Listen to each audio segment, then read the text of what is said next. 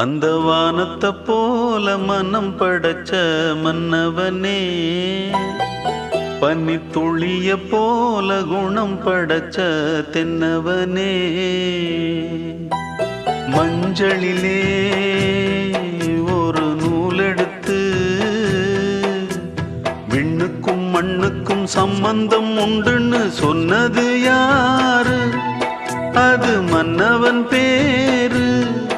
அந்த வானத்தை போல மனம் படைச்ச மன்னவனே, பனித்துளிய போல குணம் படைச்ச தென்னவனே.